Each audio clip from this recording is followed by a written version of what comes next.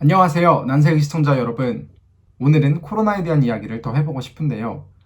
안 그래도 경제적으로 어려운 시기에 코로나까지 덮쳐 지금 나라 안팎의 사정이 말이 아닙니다. 우한에서 시작된 전염병은 지금 세계의 역사를 바꾸고 있습니다. 지금 이 코로나는 더 이상 일개 전염병이 아닌 세계 정치를 뒤흔들고 있는 핵폭탄급 이슈로 발전했습니다. 우리가 흔히 선진국이라 생각했던 나라들이 코로나 사태를 맞이해서 정말 놀라울 정도로 무너지는 모습을 보이고 있습니다. 현재 전체 유럽의 확진자 수는 3월 23일 기준 16만 명을 넘어섰고 사망자의 수도 6천 명을 넘어섰다고 합니다. 이탈리아, 프랑스, 독일, 스페인, 네덜란드, 벨기에 등 서유럽의 거의 모든 국가들은 심각한 위기 상황에 놓여 있으며 총력을 다해 막고는 있으나 그리 희망적이지는 않습니다. 자, 지금 제가 언급한 국가들은 늘 선진국 대열 가장 앞에 있는 국가들이었습니다. 그리고 동아시아의 후발주자들이 늘 모델로 내세웠던 그런 나라들이었습니다. 우리가 흔히 토론만 하면 북유럽 국가들, OECD 국가들 이런 통계를 가지고 와서 우리나라의 상황과 비교하면서 따라 배워야 한다는 말들을 많이 했습니다.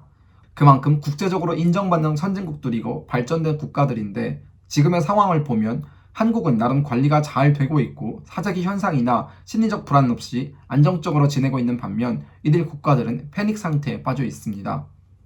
과연 이유가 무엇일까요? 국경 없는 코로나, 유럽의 상황은 왜 이렇게 심각할까요? 저는 크게 세 가지 이유를 들어 설명할 수 있습니다. 첫 번째 이유는 전 유럽이 하나로 연결되어 있는 쉥겐 조약 때문입니다. 처음 들어보는 분들도 계실 것으로 생각되는데 쉥겐 조약은 EU에 가입한 국가들이 별도의 입국 심사 없이 EU 국가들을 자유롭게 돌아다닐 수 있는 조약입니다. 즉 코로나 발병 초기 유럽의 몇 개국은 중국인의 입국 심사를 강화했지만 그렇지 않은 국가들도 있었기 때문에 확진자들의 대대적인 유입이 가능했고 그런 확진자들에서 전염된 다른 확진자들 또한 자유롭게 전 유럽을 돌아다니면서 바이러스를 퍼뜨렸습니다. 우리나라의 경우 영토가 그렇게 크지 않고 사람들의 활동 반경이 넓지 않아 확진자들의 동선을 추적하는 것이 그리 어려운 일은 아니었습니다. 그러나 유럽은 프랑스에서 영국으로 출근하고 독일 사람이 주말에 오스트리아로 휴가를 가는 것이 일상과도 같은 일이라 확진자들의 동선을 파악하는 것이 현실적으로 불가능했고 그걸 할 수 있는 행정력 또한 부재했습니다. 더군다나 이탈리아에서 대규모로 확진자가 늘어났고 주변국들도 감염 위험에 노출되었을 때 EU는 이 쉥겐 조약을 유지하기로 결론을 내립니다. 사실 이때 빠르게 대처에 나서 이동을 차단하고 국경을 봉쇄하는 것이 나았을 것이라는 판단이 이제서야 뒤늦게 나오고 있습니다. 결국 통제가 불가능한 수준에 이르렀고 지금의 상황을 맞이한 것입니다. 두 번째 이유는 마스크를 잘 착용하지 않는 유럽의 문화 때문입니다. 우리에게 마스크는 바이러스로부터 스스로를 지킬 수 있는 생존 수단이었지만 유럽 사람들은 얼굴을 가리는 것을 싫어하기 때문에 마스크를 쓰는 것을 기피했습니다. 유럽에서 얼굴을 가리는 것은 복면을 쓴 강도를 연상시키거나 테러리스트를 연상한다고 합니다. 혹은 정말 아픈 사람의 경우 마스크를 착용한다고 하네요. 그래서 거리에서 마스크를 착용하고 다니는 사람들을 보면 이상한 눈빛으로 쳐다보거나 멀리했다고 합니다.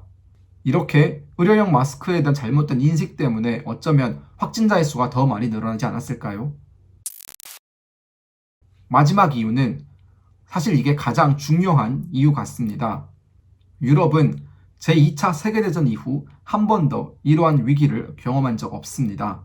늘 안정적인 상황이 계속되었고 평화로운 나날들이 지속되면서 위기가 닥쳐도 그것이 위기인 줄 모르는 위기 불감증에 걸린 것입니다.